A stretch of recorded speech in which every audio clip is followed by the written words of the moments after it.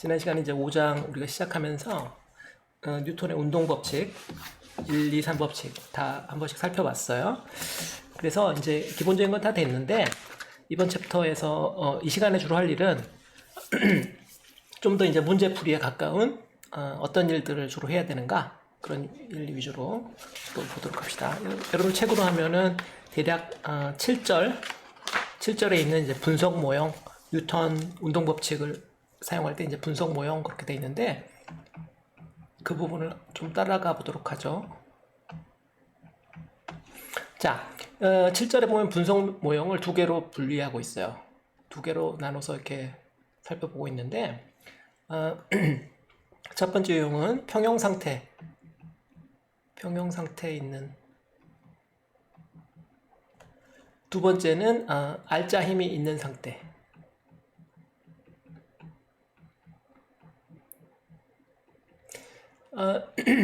첫 번째 이제 평형 상태에 있다는 이야기는 힘의 합이 0이어서 힘의 합이 0이다 이 말이죠. 힘의 합이 0이어서 힘의 합이 0이면 F는 MA인데 MA가 곧 F인데 F는 알자 힘으로부터 구해야 되고, 근데 이게 0이니까 따라서 가속도가 0이다. 가속도가 0이다? 1법칙이죠. 관성.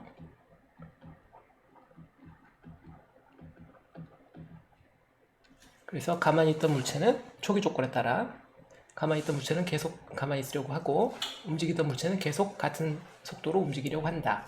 그 관성의 법칙의 지배를 받기 때문에 문제를 풀기가 쉬워지죠. 그런데 겉보기 쉬워 보이지만 이 평형 상태 문제가 이 지금 보다시피 벡터의 평형이기 때문에 각 힘이 여러 개가 있는데 뭐 F1, F2, 뭐 F3 이렇게 힘이 한 3개쯤 있다고 해봅시다.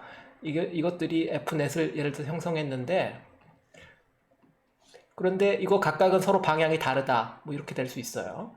그래서 뭐 F1은 이쪽이고, F2는 이쪽이고, 뭐 F3는 이쪽인데, 예를 들면 이렇게 해볼 수 있겠죠? 근데 이 힘 3개를 다 합치면 합력은 0이다. 이런 상황이 올 수가 있죠. 그래서 이건 이제 그 단순하게 1차원일 때는 굉장히 쉬운 문제처럼 보이지만 2차원 문제가 되면 또 평형 상태 문제도 상당히 어려운 유형들이 있어요. 이 시간에 좀 살펴보기로 하고요.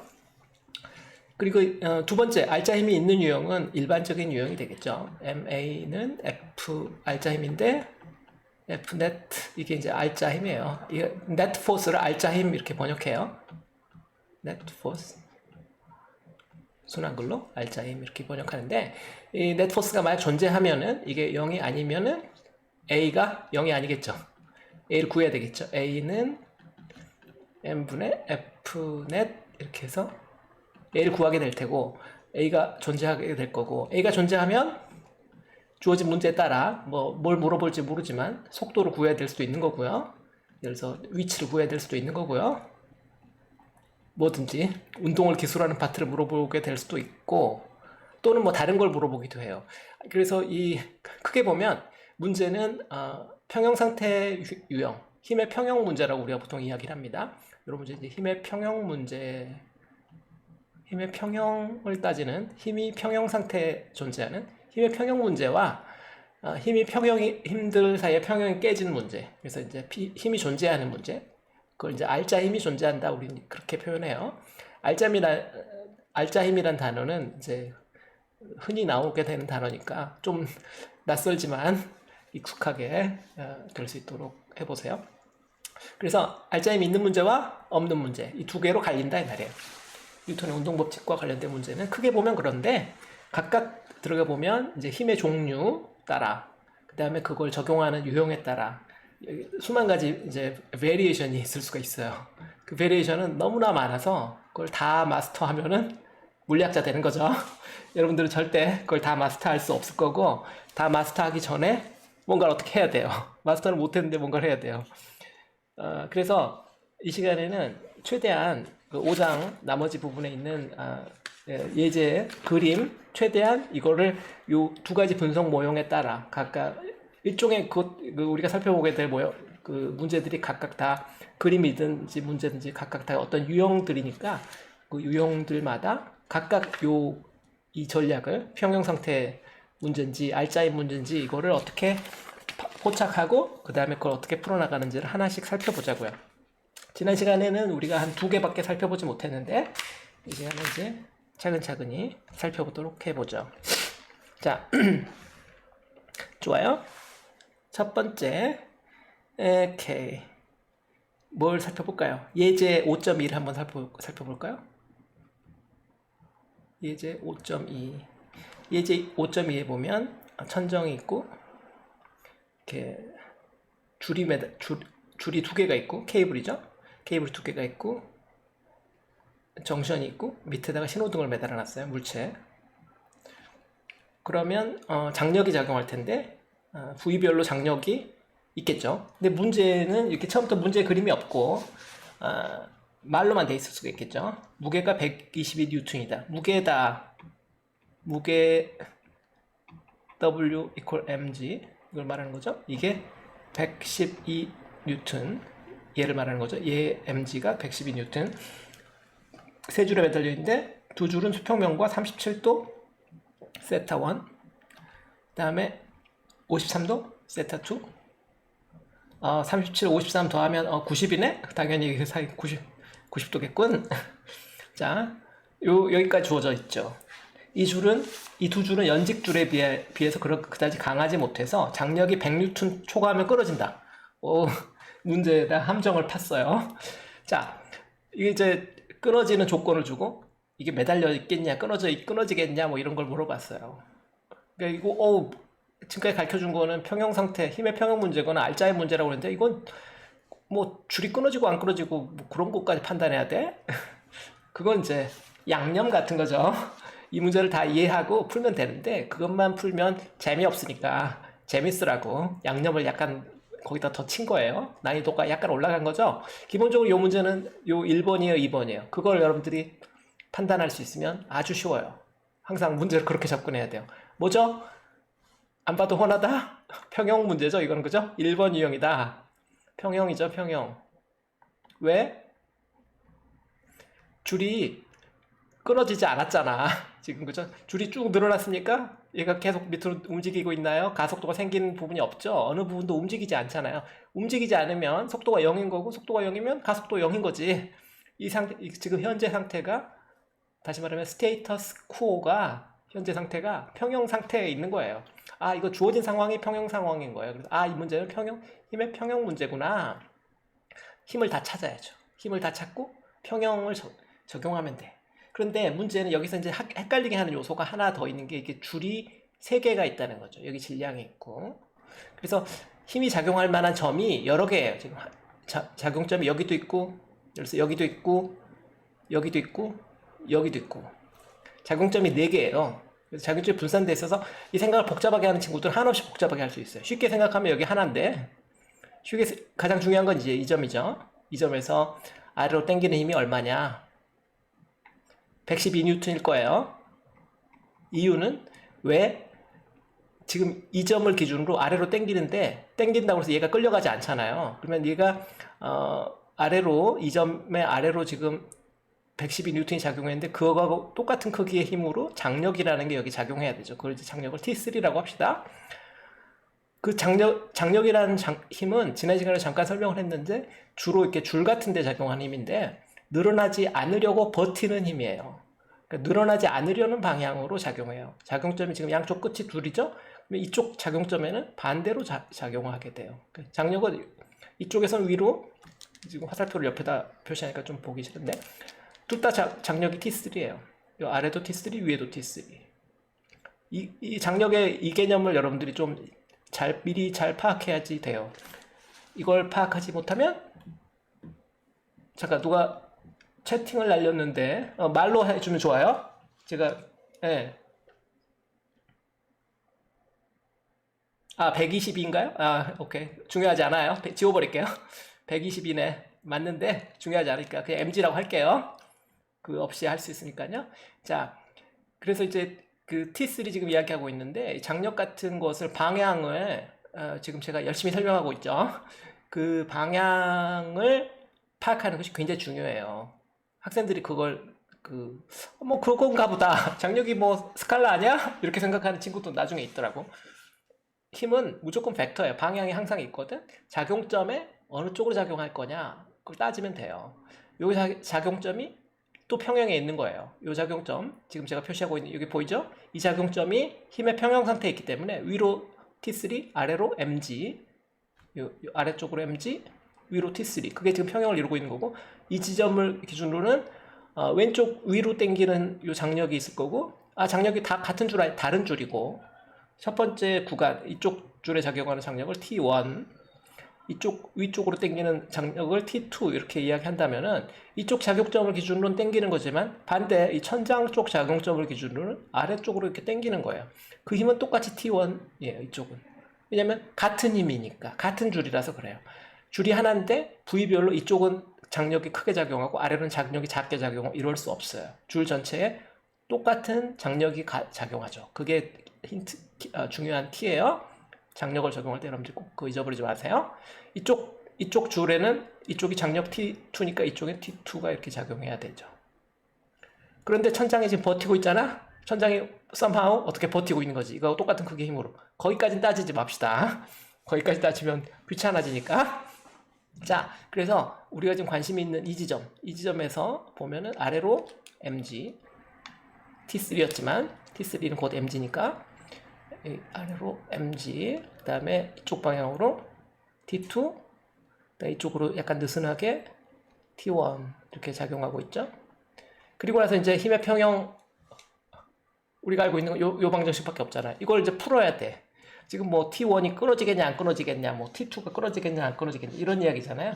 어느 쪽 줄이 끊어진다면 어느 쪽이 먼저 끊어지겠냐 이런 이야기인데 그걸 따지려면 문제를 풀어야 되는데 뭘 풀어야 되죠? 좀 미지수가 생겼잖아. 푼다는 것은 여러분 식을 세워서 미지수를 해결하는 게 푸는 거잖아요. 식을 주지 않아요. 물리 문제는 항상.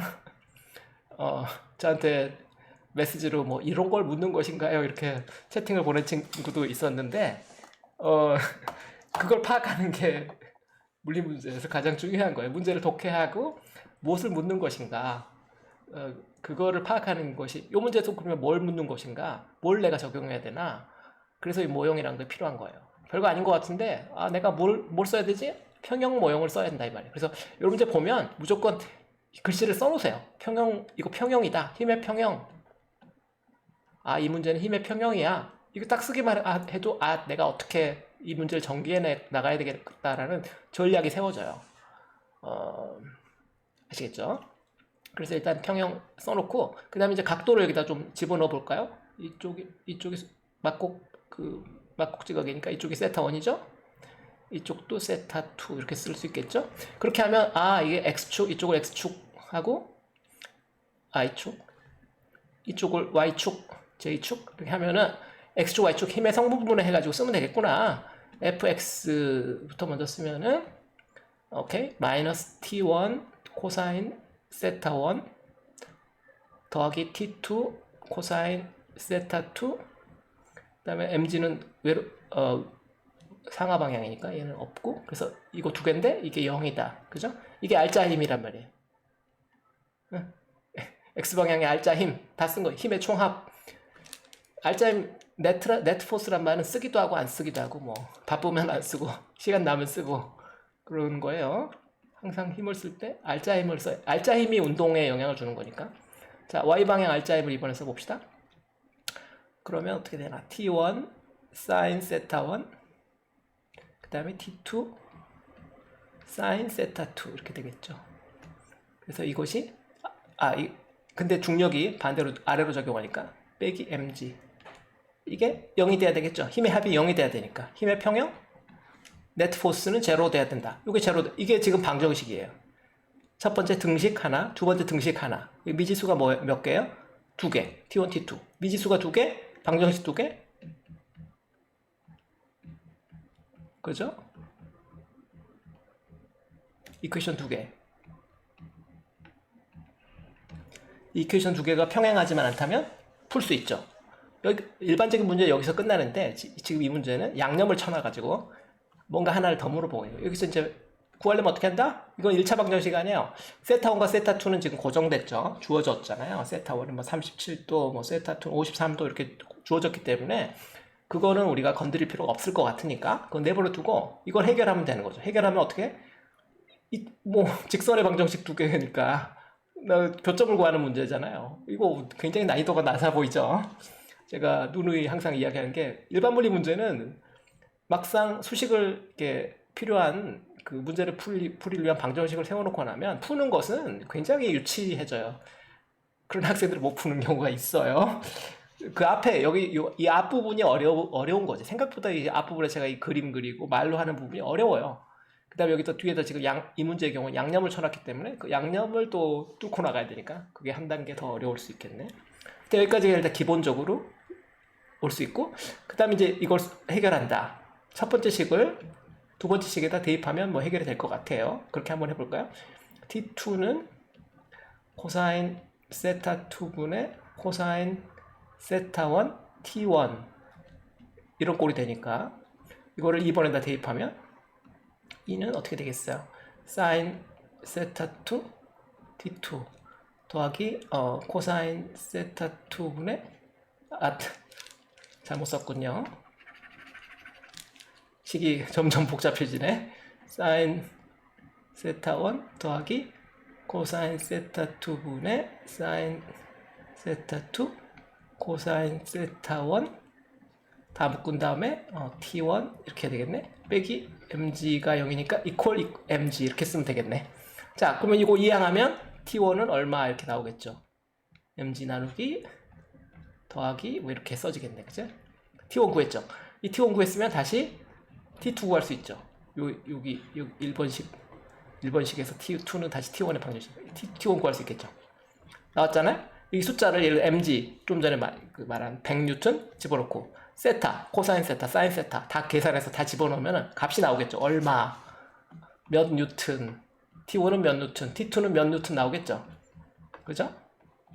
다 나오고 나면 그때 우리가 이제 이 문제의 양념을 이제 피해가면 되죠. 이 중에서 100뉴턴 넘는 답이 있으면 그 줄 끊어진다. 안 끊어진다. 이런 이야기 하면 되죠. 근데 여기 지금 줄이 3개잖아요.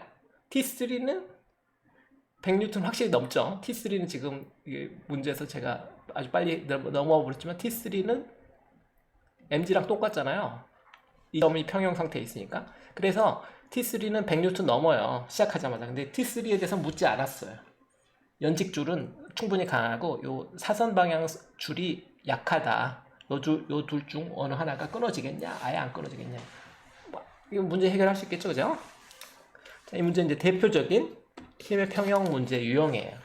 이런 유형은 사실 되게 많은데 이건 사실 학생들은 잘 안 틀려요. 근데 이거를 이게 이제 기본형인데 여기서 다른 형태로 약간씩 변형이 될 수는 있죠. 뭐 어떻게 한없이 변형될 수 있다 내가 그것까지 다 이야기해 줄 수는 없어요. 제가 문제집이 아니기 때문에. 아시겠죠? 그건 여러분들이 이제 필요하면 책에 있는 이제 뒤에 제가 안 푸는 챕터 끝에 있는 문제들 있잖아요. 이런 것들 여러분들이 풀면서 조금씩 이제 해결을 해보면 돼요. 자, 다른 예제도 또 한번 해볼까요?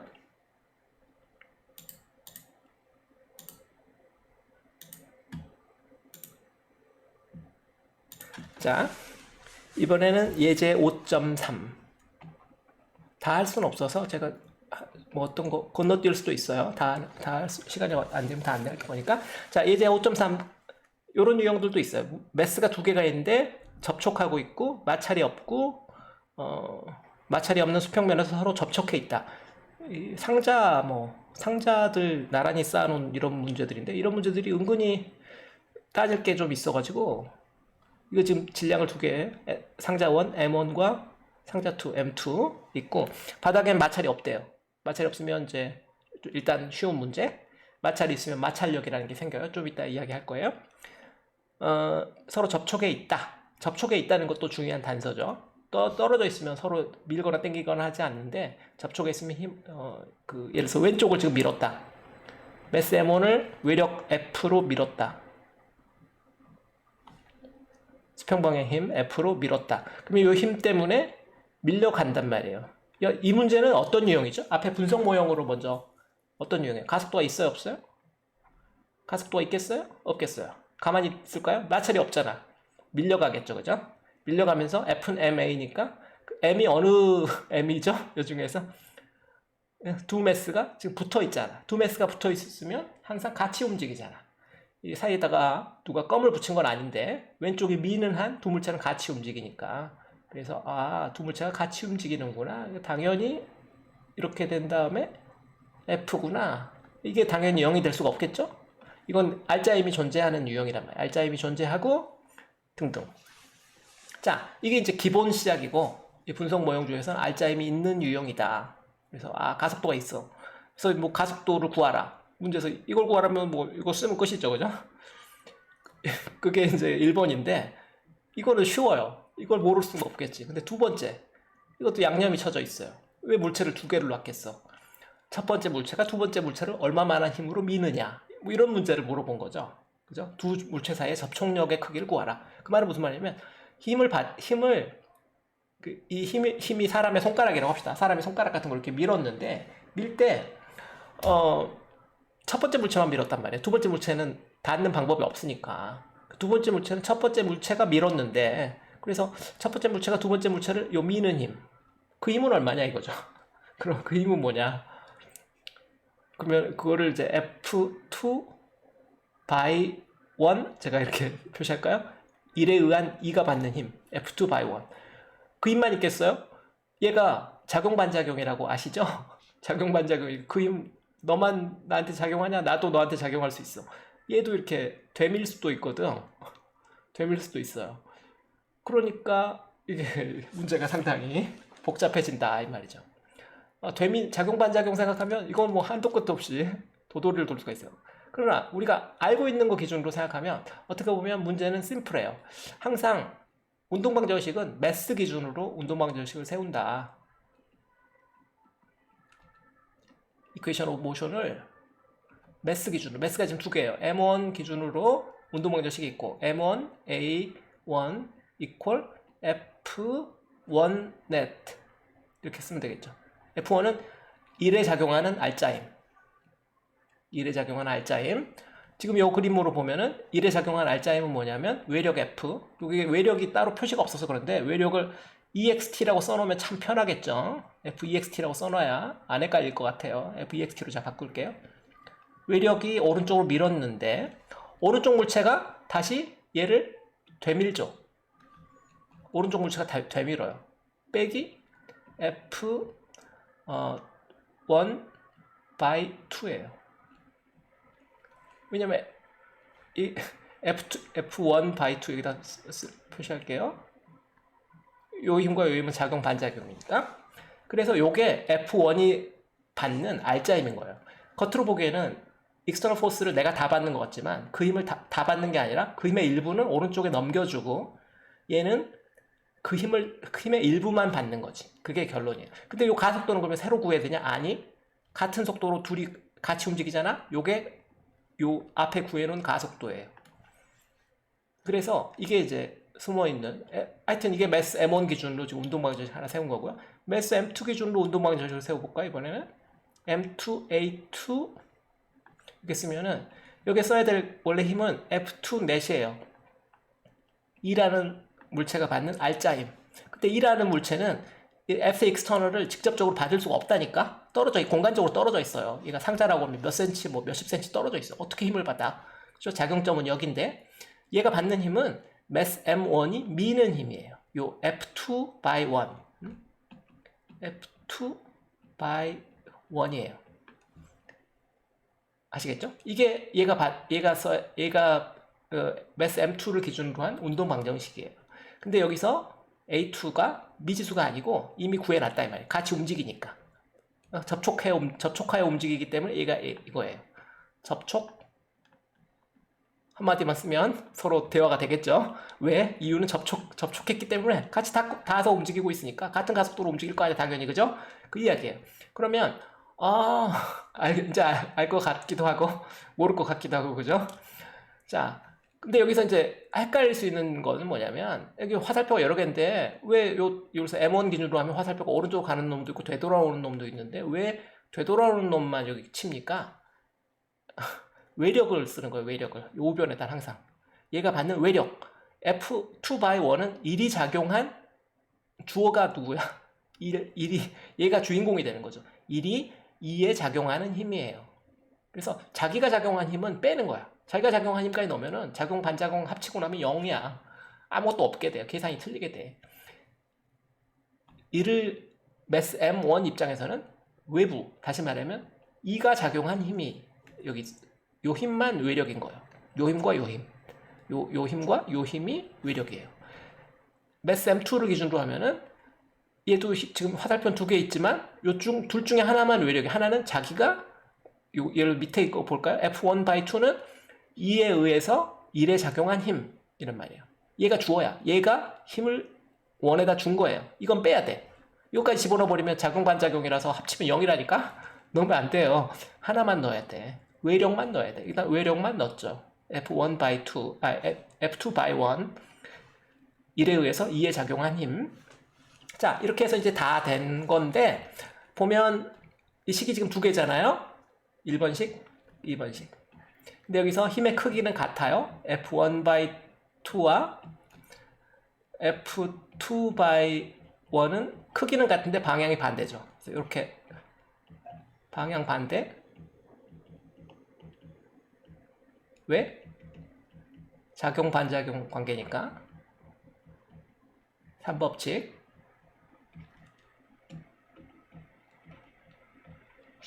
그래서 이거 두 개가 이거 내가 둘 중에 하나만 내가 구하고 싶어. 그러면 얘를 예를 들어서 마이너스 F1 by 2라고 써버리면 되죠. 그럼 미지수가 하나, 여기 하나, 또 하나, A 둘. 근데 A는 이미 구해놨네? A 어떻게 구해놨죠? 이거로 구해놨잖아. 앞에 구해놨. 그거 집어넣으면 되죠. 뭐 밑에 거에다 쓰면 쉽겠네. 빨리 끝나겠네. 그죠? 마이너스 F1 by 2는 M2A2인데 2번식이죠? 이게 M2A고 앞에 구해놨죠? 이게 M2 곱하기 M1 더하기 M2분의 F external 그러니까 아하 그러면 F1 by 2는 마이너스 방향이고 M2 M1 더하기 M2 F external이다. 반대로 그러면 여기 F2 by 1은 2 by 1은 뭐겠냐? F 요거에 음수 붙여야 되니까 M2 M1 더하기 M2 F EXT다.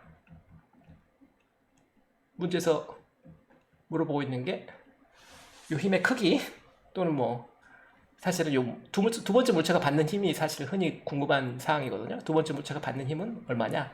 요만큼만 받는다. 이거보다 더 많이 받으면 얘가 가속도가 너무 커져서 주어진 가속도보다 커지면 말이 안 되겠잖아요. 두 물체 접촉을 통해서만 밀 수 있는데 두 번째 물체가 더 빨리 가면 안 되잖아요. 같은 속도로 가야 됩니다.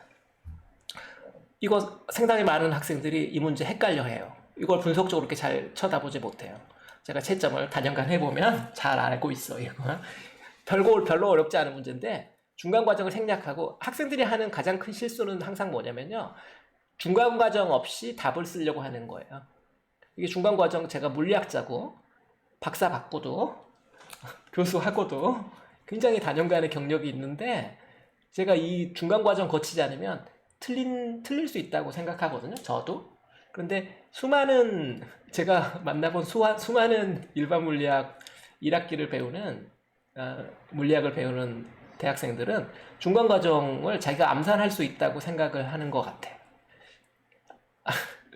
그러면 맞을 확률이 절반 정도 잘하면 확률이 절반이면 그거는 이제 동전 던지는 거랑 똑같다 우리가 그렇게 표현하죠. 공과대학에서 할 일이 아니죠. 확률이 뭐 90% 이상이 돼야 공학이지, 그죠? 그래서 이런 거 이게 내가 딱 보니까 이거 암산으로 중간 과정 다 하고 내가 답을 그런 거는 별로 바람직하지 않아요. 점수도 거의 안 나올 거고 아마 더 틀리겠죠. 맞으면 다행인데 틀릴 가능성이 아주 높아요. 확률을 높이려면 과정을 통해서 스스로 검증할 수 있어야 될 거예요. 요런 문제는 꼬이는 경우가 많이 있어서 지금 이거 마찰이 없고 그런데 마찰을 집어넣으면 굉장히 어려워지는 문제가 되고 상자도 지금 2개인데 이걸 한 3개쯤 놓고 막 이래요. 그 다음에 여기도 힘이 하나인데 뭐 여기 중간에 뭐 누구한테 뭐 다른 힘도 하나 작용한다든지 뭐 여러 가지 경우가 있어요. 변형은 많다. 이게 그런 유형 중에 가장 쉬운 유형이에요. 상자 밀기 유형이라고 소위 상자 밀기라는 유형인데 이거는 지금 마찰이 없을 때이고 마찰이 있을 때는 밀었는데 안 움직이더라 뭐 이런 형태로 문제를 물어보기도 해요. 밀었는데 안 움직이더라. 몇 번째 물체가 받은 힘은 얼마냐, 뭐 마찰력은 얼마냐, 수직항력 얼마냐, 뭐 이런 거. 이거 상자 밀기 유형인데 마찰력이 지금 없는 상태인데 마찰력을 있게 만들면 또 다른 문제가 돼요. 마찰력이 있는데 결과적으로 얘가 움직이면 운동 마찰력이라고 나중에 배우게 되는 그 문제가 되고 안 움직이면 정지 마찰이라는 문제가 되는데 또 그게 그 카테고리가 막 갈라져. 굉장히 이게 문제 공장이에요. 이것도 문제 공장 중에 하나다. 다 풀어줄 수는 없다. 우리가 문제풀이 공장이 아니기 때문에. 자, 좋아요. 이러다가 진짜 다 풀겠는데. 5.4는 생략하고 나중에 시간 있으면 하기로 하고 예제 5.5 에투드 머신부터 해봅시다. 종이 하나 바꿔서 해봅시다.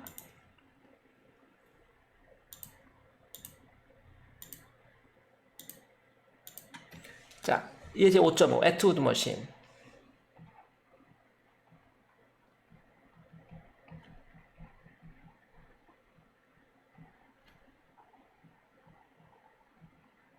사람 이름일 거예요. 에투드가 이런 이야기를 한 이런 기계를 발명한 사람인가 뭐 잘 모르겠어요.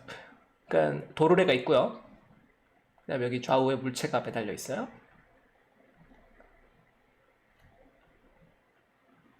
이쪽에 M1, 이쪽에 M2.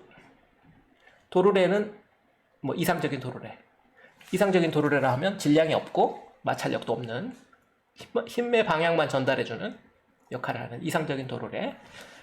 이것도 이제 문제가 어려워지면 도르래의 관성 능률, 회전 관성이라고 얘가 이제 매스 비슷한 게 존재하고 그러면 얘가 이제 가속도를 그러니까 얘가 가속도가 각가속도죠. 각가속도 존재하게 되는 문제가 있는데 나중에 여러분들이 회전 운동을 배울 때 이걸 다시 보게 될 수도 있어요.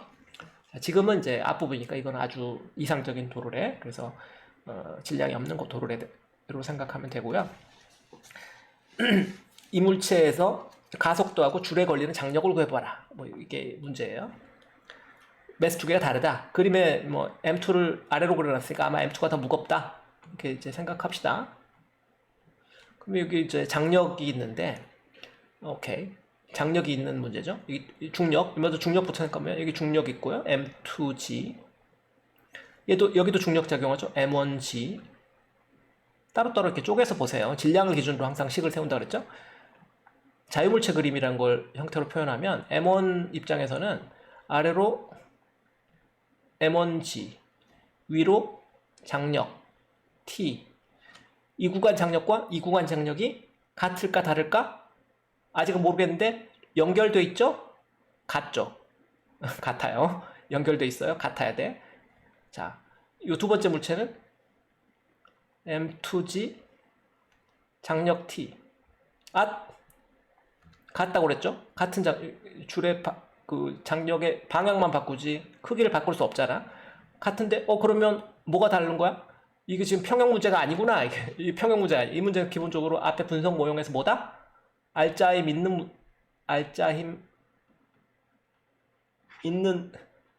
존재하는 유형이에요. 그것부터 파악해야 돼. 이거 평형이라고 생각하는 순간 이거 날아간 거지. 두 개가 동시에 같을 수 없잖아. 이 M1과 M2가 다른데 얘랑 같을 수 없잖아. 다시 말하면 어딘가로 가속되고 있죠. 왼쪽 물체는 위로 올라갈 거고 화살표 하나만 그리면 되는데 항상 헷갈리죠, 그죠? A1 오른쪽 물체는 아래로 가속되고 있겠죠. A2 두 크기가 같아야 되겠죠. 줄이 늘어나거나 끊어지지 않으니까 A1과 A2가 같아야 되고 그 가속도의 크기를 A라고 우리가 하면 되겠죠, 그죠? 얘는 가속도 A, 얘는 위쪽으로 가속도 A. 이런 문제죠. 그러면 첫 번째 물체를 기준으로 운동방정식을 세우면 M1A는 그죠? 위로 가니까 위가 플러스 아래가 마이너스 1번 방정식. 두 번째 물체를 기준으로 세우면 M2A는 at 이렇게 하면 이제 플러스 방향을 아래로 잡아버린 거죠. 가속도 방향을 플러스로 지금 잡았으니까 플러스가 여기 M2G 마이너스 방향이 T. 좌표가 막 헷갈릴 수 있어요. 안 헷갈리려면 통일해서 하면 되는데 저는 지금 이 가속도 방향을 플러스로 잡고 여기서 위로 가는 게 플러스고 여기는 아래로 가는 게 플러스고 각각 다른 방향을 잡아버린 거예요. 자, 여기 써놓고 미지수가 몇 개인가 항상 생각해야 돼. 식이 두 개다. 아래 가속도 구하라고 그랬으니까 가속도가 하나 미지수고, 그죠? 언노운이 뭔지 항상 분석적으로 쳐다보세요. 그런 거 안 가르쳐줘요. 뭐가 미지수인지 스스로 찾아야 돼. 가속도가 미지수인 거고, 그 다음에 장력이 미지수다. 문제에서 물어보기도 했죠. 장력이 미지수다. 두 개 구해야 되는데 식이 두 개다. 당연히 끝났네. 1차 직선 두 개잖아. 그죠? 뭐 어떻게 해야 돼? 두 개 더해버리면 1과 2를 더해버리면 M1 더하기 M2A 한 다음에 우변에 T가 없어지고 M2 빼기 M1G 이렇게 돼서 가속도 나오겠네. M1 더하기 M2분의 M2 빼기 M1G 이렇게 나오겠네. 그죠? 이게 양수인지 음수인지 생각해야 돼요. M2가 더 크다고 우리가 해놨으니까 양수구나. 아래로 가는구나. 그죠?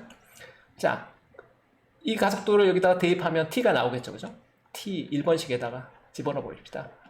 M1G 더하기 A 이꼴이니까 M1 가로 열고 G로 묶고 이걸 집어넣으면 되죠. 1 더하기 M2 빼기 M1 나누기 M1 더하기 M2 M1G에다가 M1 더하기 M2분의 M1 더하기 M2 더하기 M2 빼기 M1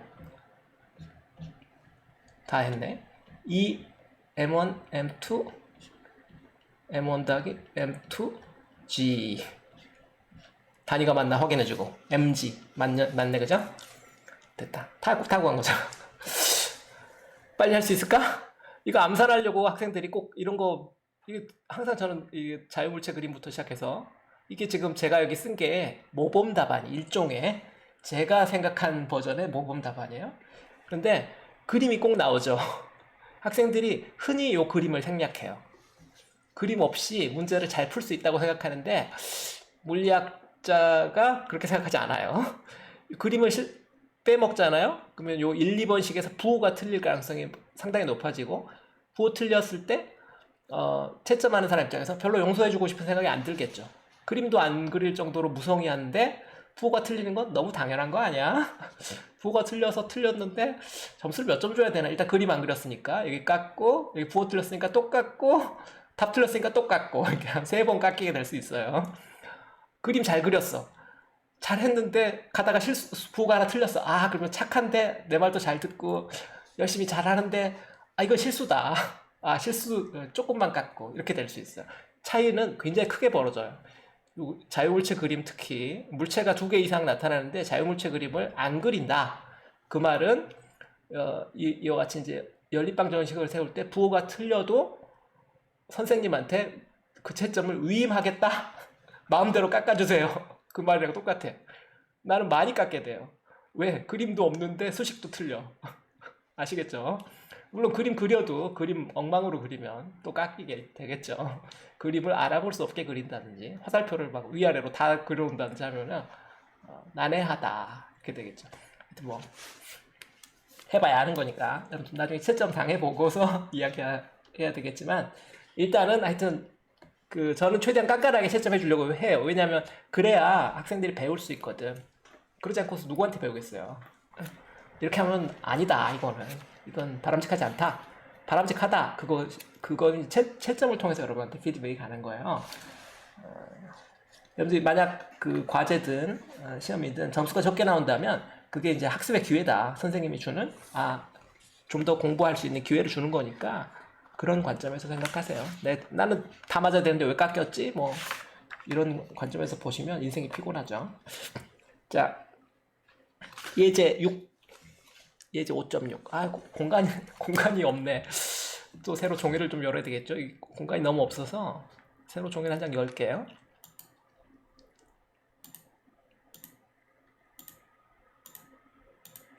자, 예제 5.6. 그다음에 지금 40분이니까 오케이, 할 수 있을 것 같네요. 5.6 예제 5.6 빗면이 나타났죠? 빗면도 물리학 문제에서 굉장히 자주 나타나는 고전적인 주제죠. 빗면이 있다. 빗면 왼쪽으로 놓냐 오른쪽으로 놓냐 뭐 그다지 중요하지 않고요. 자, M1은 수직으로 매달려 있다. 도르래가 있겠죠. 도르래가 있어서 힘의 방향을 바꿔줄 테고, 그리고 이쪽에 M2가 있겠죠. M2는 이 면에 닿아 있겠다. 면에 닿아서 움직인다. 비타를 따라서 움직인다. M2가 더 무겁다. 그래서 이게 위로 끌려간다. 뭐 이런 상황인가 보죠. 두 물체의 가속도와 줄의 장력을 구하시오. 앞에 거랑 비슷한데 에투드, 기본적으로 에투드 머신인데 빗면에다 올려놓은 거죠. 에투드 머신에다가 플러스 빗면. 유형의 문제가 많이 꼬여 있죠. 이 정도면 많이 꼬인 건데 어쨌거나 가속도가 있겠죠. A2가 있고 얘를 위로 가겠죠. A1 중력 작용하겠죠. 아래로 M1G. 얘도 중력 작용하는데 얘는 어디로 작용해? 중력이 뭐 땅이 이쪽이지 이쪽으로 작용하잖아요. 그러면 이제 중력 빗면, 이거 빗면 앞에 한번 본 적 있죠. 성분분해 해야 된다.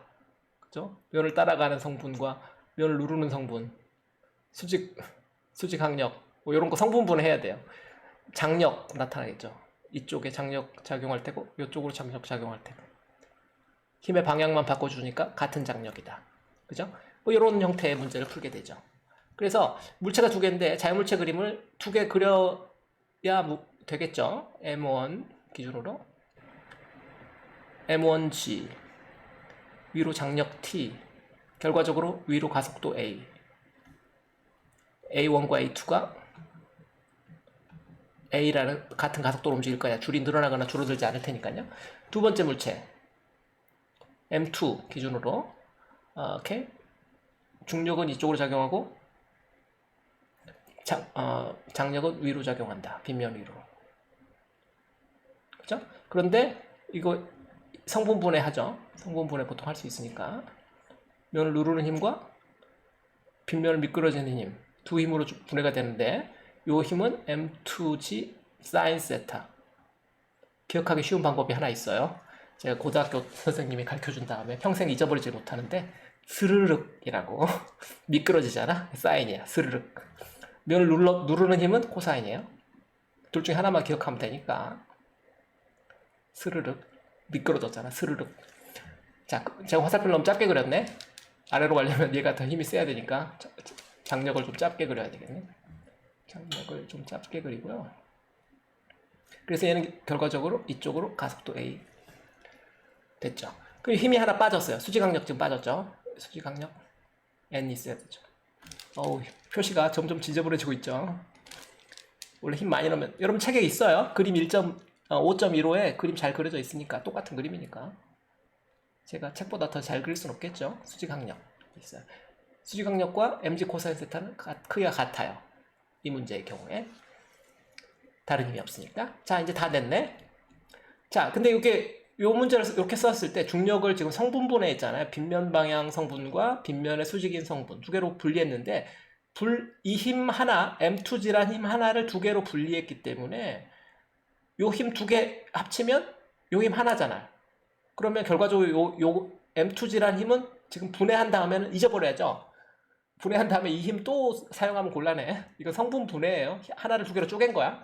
쪼갠 다음에 그걸 다시 합치면 안 되지. 그럼 힘이 두 배가 되잖아. 그래서 이렇게 쪼갠 다음에는 요 힘은 없는 거다 이제. 이런 식으로 생각하는 게 좋죠. 그게 잘 될라나 모르겠지만 여러분들 입장에서 보통 저도 잘 안 돼요. 이렇게 이런 식으로 그 힘은 이제 분해했으니까 없어졌어. 힘을 성분 분해했다는 기억을 해야 돼요. 그걸 못하면 잘못하면 더블 카운팅 되는 수가 있죠. 힘을 두 배로. 자, 어쨌거나 물체 기준으로 M1 기준으로 자유물체 그림 하나 그리고 M2 기준으로 자유물체 그림 하나 그렸으니까 이제 식을 세울 수 있어요. 물체 기준으로. 자, 이 문제는 어떤 유형이다? 가속도가 존재하니까 알짜임이 있는 유형이다. 그러면 평행 문제가 아니죠. 평행 문제 가속도 존재해요. 그래서 첫 번째 문제에서 운동본 요식 세운다. M1A는 위로 T, 아래로 M1G 됐죠? 두 번째 물체 A는 이번에 이쪽이죠. A가 A라 표시 안 했네. 이쪽으로 지금 이쪽으로 A니까 A 방향으로 쓰면은 M2A는 A 방향이 뭐야? M2G sin 세타 빼기 T 됐죠? 1번식, 2번식 연립 미지수 뭐다? A와 T가 미지수다. 식이 두 개다? 풀 수 있다. 어떻게? 더하고 빼고 곱하고 나누고 1번, 1, 2번 더하면은 바로 나오겠죠? M1 더하기 M2 A는 M1G 더하기 M2G sin 세타 이항하면 A는 M1 더하기 M2분의 M1G 더하기 M2G sin 세타 가속도 구했고 이거를 1번식에 다시 투입하면 T는 M1G 더하기 A 이렇게 될 텐데 계산하면은 쓰면 되겠죠? 굳이 쓰지 않겠어요? 뭐 이런 식으로 계산하면 되겠죠. 그런데 이것도 마찬가지예요. 여기서부터 여기까지가 제가 풀이잖아요. 학생들은 이거를 한 번에 여기다 쓰고 싶어 해. 여기 제일 마지막 한 두 줄만 쓰고 싶어 해요. 종이를 종이 없는 세상에서 살다 왔는지 제 느낌이 그렇다는 거야. 실제로 그러진 않을 거 아니에요. 학생들이 종이를 낭비할 줄 모르더라고. 저는 이제 조크로 그런 말 많이 하는데 제 직업은 종이를 버리는 직업이에요. 종이를 생산하는 직업이 아니라 종이를 아끼는 직업이 아니야. 종이를 팍팍 많이 쓸수록 생산성이 올라가는 직업이에요. 여러분들도 일종의 비슷한 직업이죠. 당분간은 학생은 종이를 마구마구 낭비해야지 공부하는 거야. 여러분들이 노트를 마구마구 사대면 부모님들이 공부 열심히 하는구나 그러지. 너 왜 도대체 종이를 아껴 써야지 이러지 않을 거 아니야. 지금이 뭐 옛날도 아니고 말이에요. 종이를 낭비하는 게 우리 직업이에요. 왜 이런 얘기 하냐면 공간을 충분히 써야 돼요. 그림도 그리고 식도 세우고 여기서 미지수가 뭔지도 쓰고. 제가 지금 이거 다 쓴 게 제가 문제를 풀어도 이렇게 써요. 중간에 풀이의 답안이란 건 대화거든. 선생님과의 대화야. 나는 이렇게 생각했고 이런 답을 얻었다. 중간 과정을 말로 다 쓸 수 있으면 좋지만 그럴 수 있는 시간이 없으니까 우리가 최소한으로 수식으로 쓰고 그다음에 단어로 쓰고 문장으로 못 쓰니까 그렇게 쓸 뿐이에요. 수학이 가장 컴팩트한 폼이니까. 그런데 그걸 제일 마지막 한두 줄만 쓰면은 중간에 무슨 생각을 했는지 알 수가 없어요. 근데 마지막 답이 맞아도 문제인데 틀리면 진짜 큰일이야. 중간 과정도인데 답도 틀린다. 빵점에 수렴하는 예를 들어서 답이 이렇게 한 줄 썼는데 답이 안 맞으면 선생님이 몇 점 줄 것 같아요? 10점 만점이면 1점도 안 줘요. 뭐 종이를 조금 낭비했으니까 잉크 값을 준다는 그건 옛날 이야기예요. 잉크 값을 왜 줘? 잉크는 싸잖아. 잉크 값 안 줘요. 썼다고 점수 주는 거 아니야. 맞는 소리를 써야지. 맞는 거를 합쳐서 점수가 되는 거예요. 틀린 소리는 많이 쓰면 감점하는 수가 있어. 점수가 마이너스가 나올 수 있어요. 아시겠죠? 너무 이 시간에 점수에 대한 이야기를 많이 하는데 하여튼 자유물체 그림 그리기 제가 수업 시간에 언급한 것은 여러분들이 문제 풀 때 써야 돼요. 이렇게 자유물체 그림 제가 지금 자유물체 그림을 신나게 그리고 있잖아요. 난해하든 안 하든 이걸 자주 그려봐야 나중에 문제 풀 수 있어요. 전문가가 말할 때 좀 들으세요. 이 원래 그림 도르래처럼 생긴 요 그림에다가 아무리 표시해봐야 서로 이해가 잘 안 될 수 있거든. 이 자유물체 그림에 그리면 좀 더 클리어해져요. 스스로. 자유물체 그림 그리자마자 선생님 바로 이 운동방 정식 바로 쓰잖아요. 습관화돼 있어요. 저는 최소한. 여러분한테도 그 습관화를 시키고 싶지요. 쉽진 않겠지만 그게 제 미션이에요. 자, 오케이. 이번 단어는 이제 마지막 이벤트. 마찰력 드디어 이제 할 수 있게 됐다. 오케이. 시간이 좀 바빴지만 8절 마찰력. 여기서부터 좀 해봅시다. 마찰력. 마찰력 지금 처음 배우죠? 안 배웠죠? 마찰력이라는 것은 일종의 전자기력이다. 뭐 이런 이야기 제가 했었어요. 책에 예로 이제 쓰레기통이 그려져 있는데 메스덩어리라고 이렇게 할게요. 질량 M.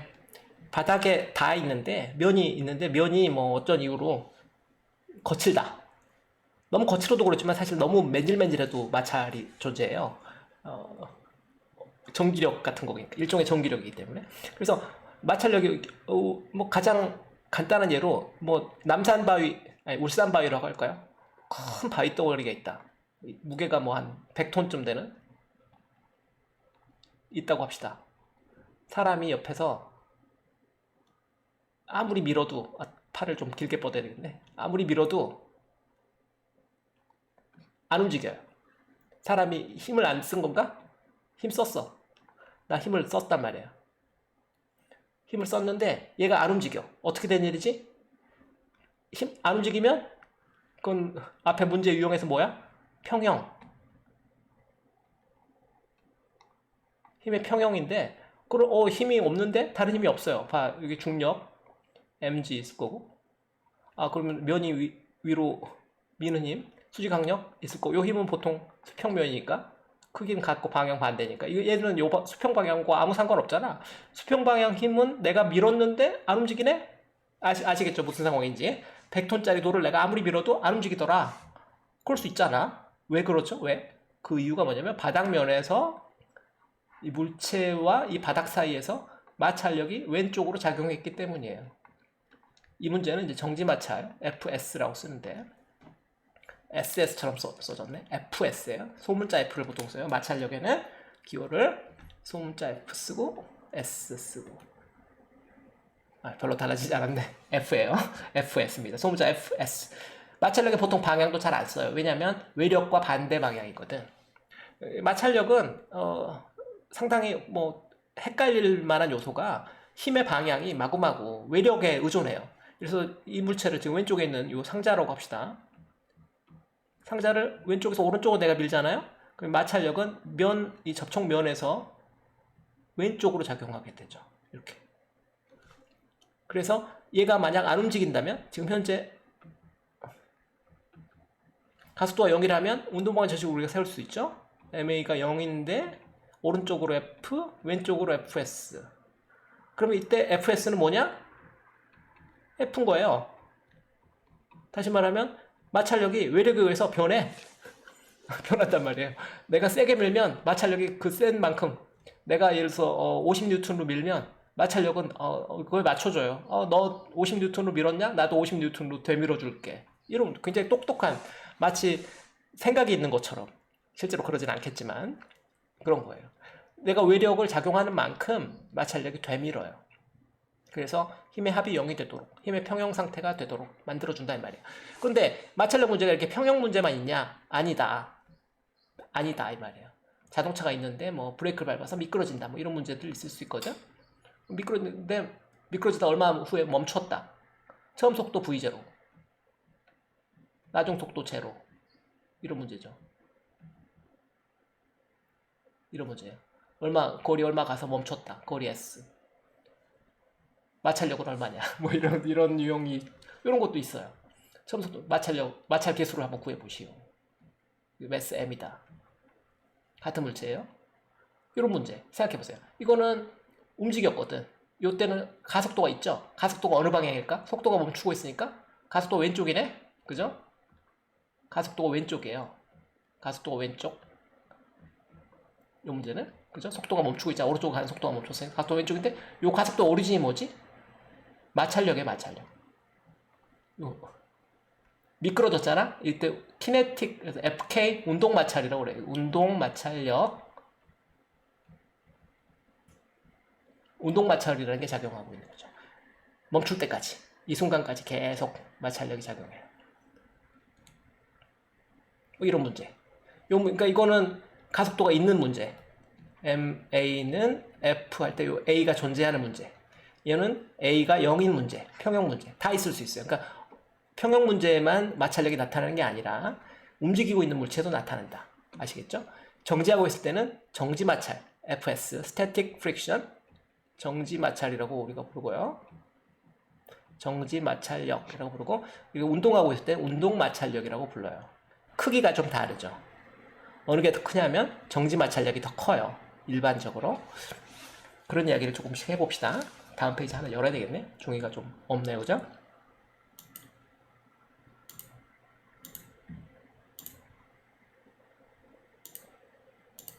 자, 제가 그 마찰력을 먼저 좀 살펴봤는데, 그림 5.15 5.16이군요. 그림 5.16의 아래쪽에 그려져 있는 그 도표가 있는데, 마찰력 도표라고 하는데, 그걸 좀 봐둘 필요가 있어요. 그러니까 정지 마찰과 운동 마찰의 차이인데, 외력을 가해서 X축이 뭐냐? X축은 사실은 시간 같은 건데, 점점 예를 들어서 외력을 늘려간다. 이렇게 생각해 봅시다. 상자가 있는데, 매스가 있는데, 외력을 F를 점점 늘려가요.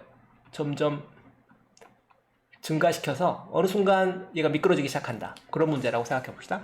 그러면 점점 증가시키면 처음에는 움직이지 않잖아요. 움직이지 않단 말이 FS로 얘가 버티는 거죠. 근데 FS로 버티는데 F를 점점 늘렸으니까 X축을 가한 외력이라고 생각하면 외력을 점점 늘렸는데 마찰력이 점점 그거에 똑같이 비례해서 늘어나는 거죠. 같은 크기로. 이때 마찰력은 FS가 되겠죠. 정확하게는 FS. 근데 그러다가 어느 순간 얘가 밀리기 시작해요. 그 어느 순간 밀리는 순간을 최대 정지 순간이라고 그래요. 최대 정지. 그때의 마찰력을 최대 정지 마찰력, FS max.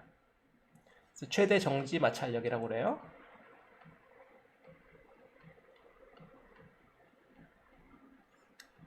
최대 정지 마찰력. 이 중간의 마찰력은 크기는 외력과 똑같기 때문에 변화해요.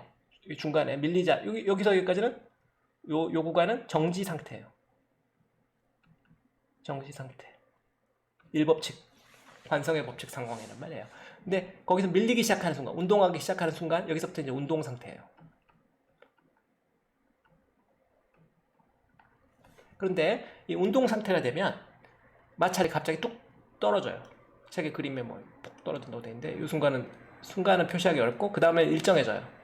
일정한 구간에 이 마찰력은 FK 운동 마찰이라고 그래요. 아시겠죠? 그러니까 정지 마찰은 여기서 이 구간을 다 말하는 거예요.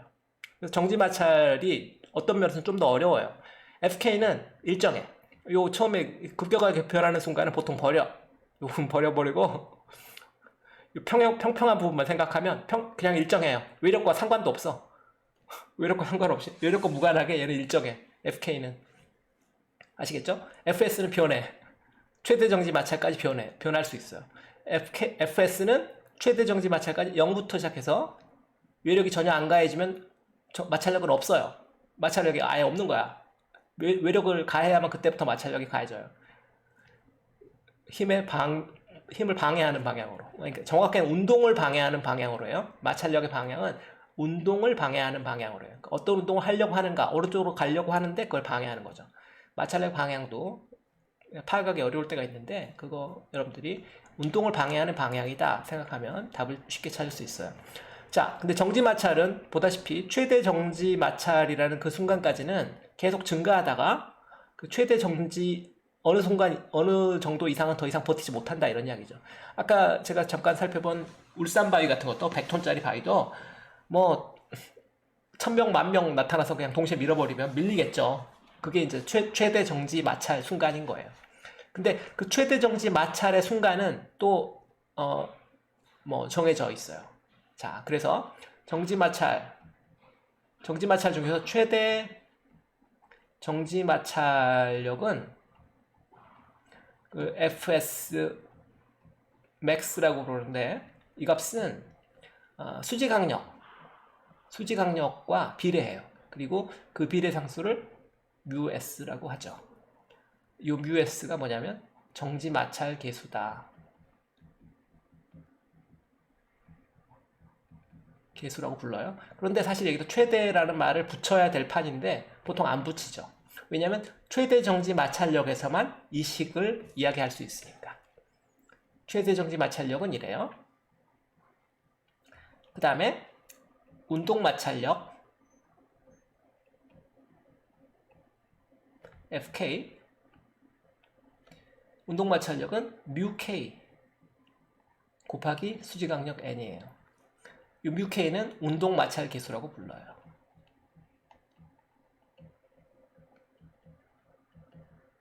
일반적으로 같은 면에서 µk가 µs보다 작아요.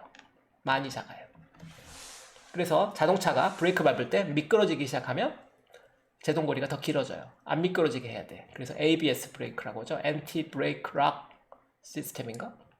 ABS 브레이크라는 게 있는 게 요이에요. 요 µs 사용하기 위해서. 뭐 타이어가 바닥에 까만 지우개 자국 남기면서 쭉 미끄러지면 더 잘 멈출 것 같죠? 안 그래요? 더 오래가. 왜냐면 마찰 계수가 작아. 운동 마찰. 미끄러지는 상황을 말한 거예요. 면 바닥에 대해서 미끄러지면 운동하는 거고, 정지해 있으면 정지 마찰인데, 타이어가 이렇게 돌아갈 때는 타이어가 재밌는 것이 이렇게 타이어가 돌아가잖아요. 타이어가 돌아갈 때 매 순간순간 바닥면에 대해서 얘는 정지해 있거든. 새로운 면이 정지하는 거지. 상대적으로 미끄러지지 않잖아. 최대 정지한 면이 하나 존재하잖아요. 미끄러지면 이거 타이어가 마구마구 다를 거 아니에요. 그래서 아침에 차를 몰고 나갔는데 저녁에 돌아왔더니 타이어가 없어졌다. 이런 일 없잖아. 바닥에다가 고무 지우개처럼 막 지우고 다니는 거 아니잖아요. 미끄러지지 않아요. 구르고 있죠. 굴림이거든. 굴림은 미끄러짐이 아니에요. 여기서 운동 마찰은 미끄러짐이야. 구름이 아니고요.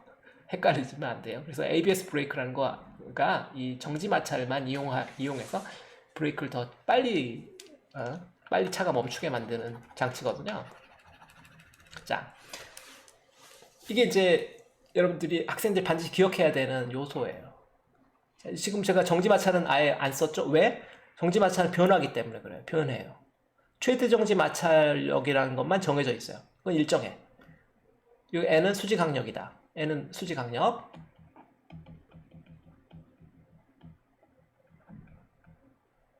그러니까 바로 딱 느낌이 오죠? 아, 물체가 바닥면에 놓여있을 때는 쉬워요. 다른 외력이 없이 중력만 작용한다면 mg와 똑같은 크기일 테니까. 그죠? 근데 물체가 있는데 물체를 예를 들어서 비스듬히 누가 잡아 당긴다든지 F1으로 잡아 당긴다든지 하면은 수직항력이 줄어들죠? 지난번 해봤죠? 유모차를 끄는 어른 문제 있었잖아요. n이 작아져요. 중력이 더 커야지. 왜냐면 요 외력의 수직상 방향 성분과 요 수직항력이 더해져서 얘랑 같아져야 되거든. 그죠? 요런 상황이 되고, 또 빗면이 되면은 빗면에 물체가 놓이게 되면 어떻게 되겠어요? 빗면에서는 수직항력이 면을 누르는 힘의 반작용이 수직항력이니까, 면을 누르는 힘은 아까 성분분 해봤죠? 스르륵. 미끄러져 내려가는 힘이 스르륵 mg 사인 세타. 면을 누르는 힘은 mg 코사인 세타죠? mg 코사인 세타니까 이 힘과 똑같은 힘이 수직항력이죠. 다른 외력이 작용하지 않을 때 이야기예요. 그러니까 이럴 때는 수직항력이 mg 코사인 세타 등등. 그래서 수직항력을 사용해서 문제가 꼬이는 수가 있어요. 수직항력이 mg가 아니야. 수직항력이 mg인 상황은 이거 하나밖에 없어요. 이런 상황은 mg가 아니잖아. 수직항력이 바뀔 수 있는데 학생들 중에 상당한 숫자가 1학년을 마칠 때까지 수직항력은 mg다 이렇게 그냥 외우는 친구들이 있어요. 절대 그거 외우면 안 되거든. 수직항력은 변할 수 있어요. 주어진 상황에 따라. 지금 말한 것처럼 이 정지 마찰력도 주어진 상황에 따라 바뀌어요. 요거 전체가 다 정지 마찰이거든. 요 중에서 최대 정지 마찰은 요 한 점뿐이야, 한 점. 그 점에 대해서만 방정식이 있는 거예요. 이와 같이. 최대 정지 마찰 계수다. 그래서 µs라는 값이 있고. 그 부분이 학생들이 좀 헷갈리기 쉬워하죠. 왜냐면 이건 최대 정지 마찰력이고, 이거는 정지 마찰, 여기 최대란 말 안 쓰고 보통 정지 마찰 계수다 이렇게 말하기 때문에 좀 헷갈려 해요. 운동 마찰은 이쪽도 좌변도 우변도 똑같은 FK, µK인데 최대 정지 마찰력은 FS max거든. 최대 정지 마찰력이 µS 곱하기 n이거든. 그 이외의 FS들은 얘보다 작거나 같죠. 보다시피 그림처럼 FS는 FS max보다 작거나 같아요. 일반적인 정지 마찰력은 최대 정지 마찰력보다는 작거나 같아요. 얘를 넘어갈 수는 없지만 얘보다 작은 값은 다 돼. 자, 마차계수 표 5.1을 잠깐만 살펴봅시다.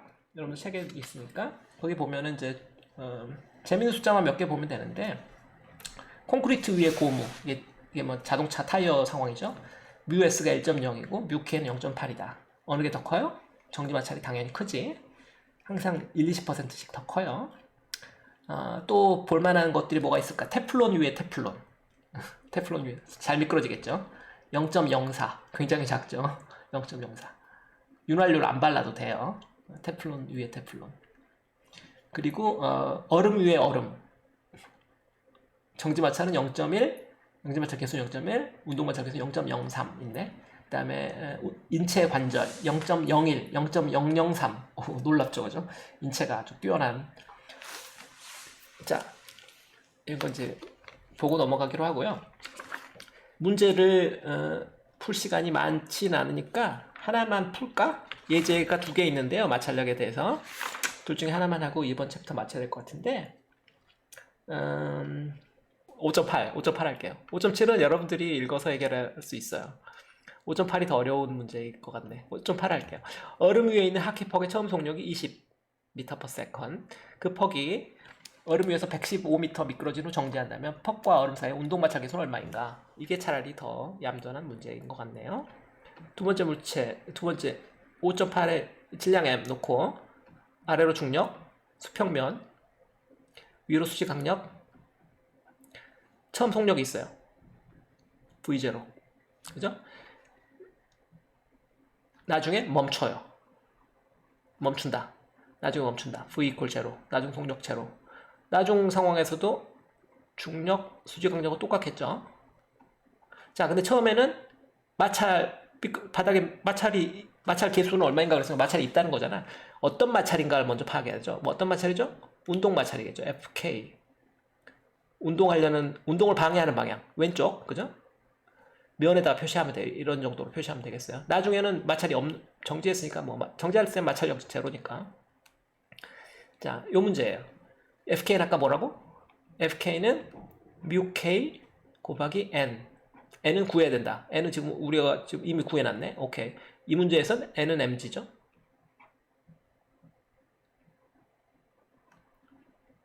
그럼 마찰력 구했죠? µK mg. 자, 이 물체를 자유물체 그림으로 보면은 어떻게 돼요? 이 물체는 왼쪽으로 FK, 위로 수직강력, 아래로 mg.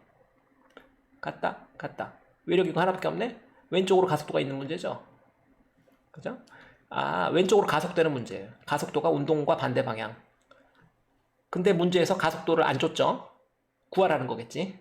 가속도를 안 주고, 나중에 멈췄다. 간 거리만 줬어요. 간 거리, S 같다. 거리 S가 뭐 115m다. 뭐, V0가 얼마랬죠? 20.0 m/s이다. 자, 이걸로부터 A를 구할 수 있겠죠? A는 EAS는 나중 속도의 제곱 빼기 처음 속도의 제곱. 족보의 세 번째. 나중 속도는 제로니까 이 문제죠. A는 ES분의 마이너스 V0의 제곱이니까 2 곱하기 115m분의 마이너스 20의 제곱 400m의 제곱 per sec의 제곱. 자, 계산해야 되겠죠? 계산하면 계산 갑자기 하기 싫은데 숫자가 하여튼 계산 마이너스로 얼마 가속도 나왔죠. 미터 퍼 섹의 제곱. 대략 200분의 400이니까 뭐 대략 마이너스 2 얼마? 마이너스 2에 가까운 숫자 나왔어요. 가속도 나왔으면 뭘 할 수 있냐? 이게 지금 운동방정식을 아직 안 세웠네, 그죠? 급하게 하다 보니까 이게 그냥 눈에 보이는 대로 이렇게 따라서 풀게 되면 이렇게 될 수 있어요. 이 문제 내가 뭘 해야 되겠지? 자유물체 그리면 제일 뭘 하더라? 그 부분을 빼먹었죠. 자유물체 그리면 항상 운동방정식을 세워야 돼요. 지금 외력이 존재하는 유형이구나. MA는 F. F가 뭐예요? 여기서 FK잖아요. 응? 그죠? FK가 왼쪽이니까 왼쪽을 마이너스 9로 써주면 안 헷갈리겠죠? 오른쪽을 플러스, 왼쪽을 마이너스 이렇게 쓸게요. 이 문제에서는. 그러면 FK는 이때는 마이너스 µK mg 이렇게 써주는 게 좋겠죠? 아니 이것도 싫으면 마이너스 FK라고 쓰든지 뭐 알아서 하세요. 아니 오른쪽인지 왼쪽인지 표시 안 하면 나중에 틀릴 수가 있으니까. 자, 여기까지 왔죠. 이 식이 이거밖에 없죠. 상하 방향은 이미 A, 예를 들어서 Y, 이게 이제 X 방향인 거고, Y 방향은 위로 N, 아래로 mg. 그래서 합이 0이잖아요. 그래서 이게 가속도 0이고, 얘는 얘랑 같고, 그건 이미 적용해버린 거니까, 우리가. 요 식이 두 개인데, 1번식, 2번식. 1번식에서 A를 다른 방식으로 우리가 구해서 집어넣으면은, 그러면 이제 뮤k가 나오는 거죠. 뮤k는 어떻게 돼요? m 약분하고 나면 ax 나누기 마이너스 g 계산한 값 집어넣으면 되겠네. 그죠? 다시 넣어볼까? 뭐 400 나누기 2 곱하기 115에 마이너스 붙이고 나누기 9.8 그죠? 단위 맞죠? 이거 계산하면 되겠죠. 책에 계산되어 있네. 0.177 되어 있네.